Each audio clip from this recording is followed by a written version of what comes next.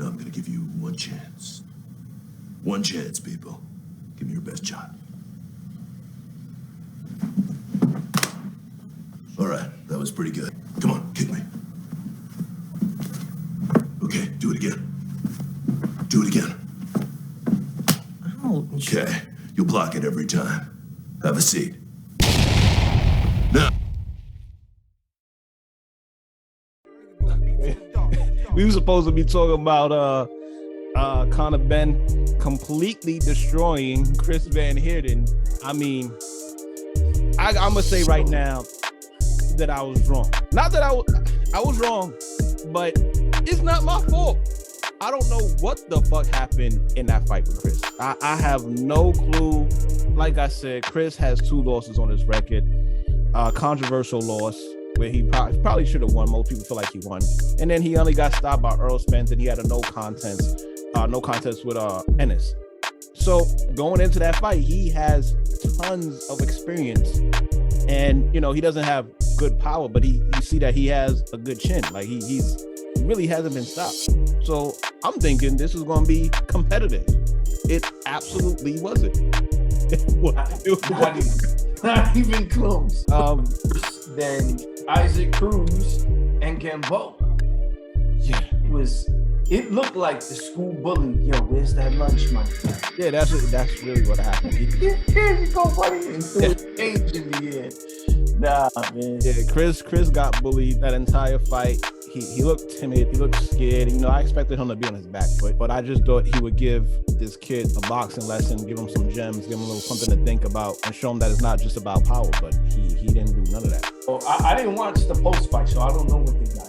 Where do you think he goes from here? Who do you want to see? Not where to see.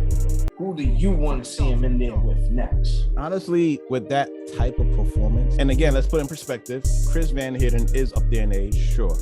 He's 37. He has a good resume. He didn't take a lot of damage. So I'm going to say he's ready for a title shot. I think he's ready for a title shot, man. Now, I'm going to be a little out there with what I'm saying. But hear me out. There's a dude out there right now. People hearing Roy Jones, electric, fire. This is the next guy up, and everyone loves him. We talking our man from Philly, Boots Ennis. Conor Benn should go after him right now. I'm not saying he's gonna win. Yo, but I'm saying he should go after him right now. Because even though neither one of them are the huge title holders or anything like that, this is the moment where he might be able to get him before the engine is full blown, you know, last year, heads going, full blaze killer. I think once Ennis becomes Superman, like right now he's just loosening up the tie. But once everything comes off and he's in that red and blue and the glasses are gone, he's gonna be unstoppable. I feel like if Conor Benn goes after him now and has a good outing against him, it even raises his stock higher regardless of the loss.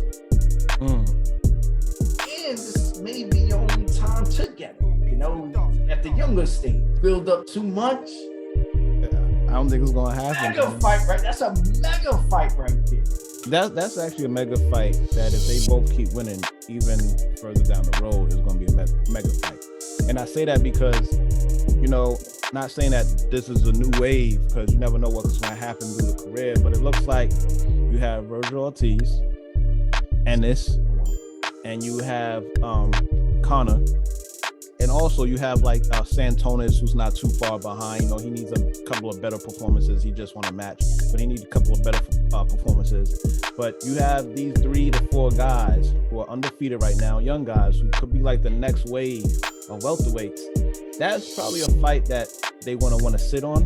I think Ennis would take that fight. I'm not sure Conor would right now. I don't think, you know, his promotion or his team wants him to do that, because there are a lot of fights that I could see him in, not title shots, but a lot of fights that I could see him in that would just be good and it would sell.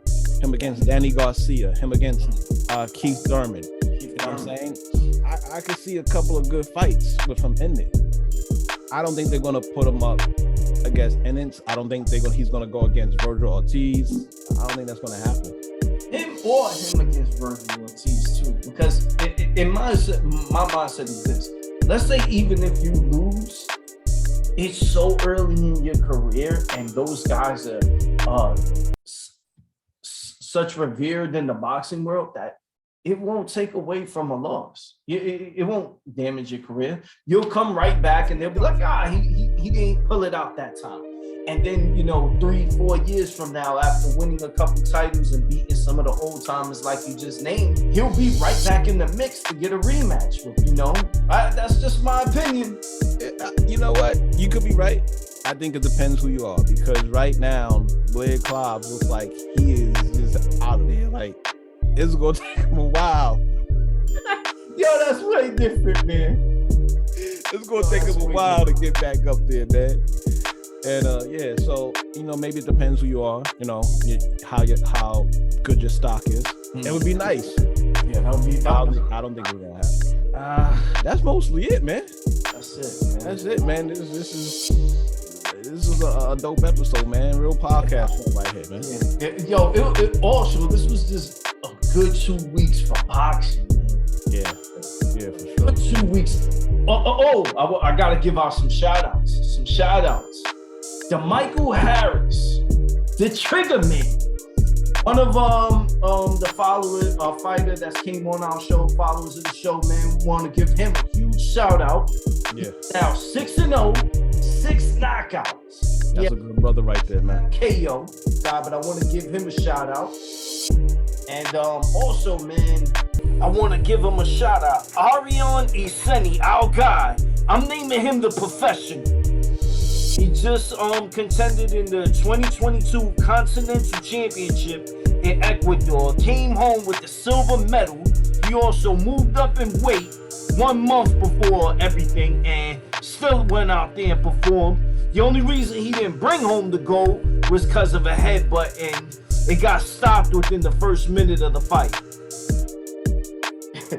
Whenever we talk to people, they're clowning Erison Lubin. There's nothing to clown. Who? How? I've seen people talk about him looking like the Elephant Man, and I mean, yeah, sure, that might be true, and it might be funny, but that's a warrior right there, man. A true warrior, man. You get nothing but respect for that performance, man. Yeah. But respect. Yeah. I stopped loving boxing a long time ago. Being around it, watching it, studying it. I'm like a young historian, was. And then I watched my little cousin get jerked in the garden and was like, I'm out. Totally out. And I never got that feeling of being in love with the sport again till last weekend. Last weekend got me goosebumps, a little emotional while I was watching it. That is what boxing needs, more stuff like the big boys. What was it? Fury Wilder 3. That is it. More fights like that, and a lot less of this title chasing, So shout out to Erison Lubin for, going out there and being an absolute fucking warrior, man. Absolutely. He didn't need to keep going, and he was just a hairline short, man. He almost pulled it out in the fourth quarter, man. Yeah, that would have been awesome. I mean, not for nothing, man. These people get online and they pick a side, and that's cool. You pick who you favor. That's fine. But then once you see that type of performance that happened in that ring, that type of performance, you can't shit on the other side. No. You can't shit on the other side, man. Both these guys went out like warriors, man. Yeah, definitely. There's nothing wrong with losing. That's a part of life. So it's always good to see people go out there and lay it on the line. Yeah, it's nothing wrong with losing. It's just something wrong depending on how you lost. That's some real shit, man. That's the truth. Yeah. I always tell my kids that, I don't mind you guys trying and failing, but you better actually be trying or you're going to fail. Yeah. Some real shit right there, bro. All right, man. We want to thank all our followers, man. We've been growing. Our page is starting to move again. I don't know if we got put on the blacklist, if work said someone's wife's name and they just slapped our show and didn't want us to move anymore, but we moved. You know, we want to thank everyone for sharing our stuff. Yeah. We appreciate y'all. And that's pretty much it, man. Friday, we're going to be going live talking about the future. Well, let me not say it. We don't know what we're going to have going on. We might go live Friday. Especially. Yeah.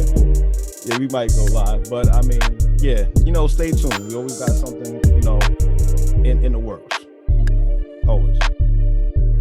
All right, Playboy, I'm out of here, man. Yes, sir.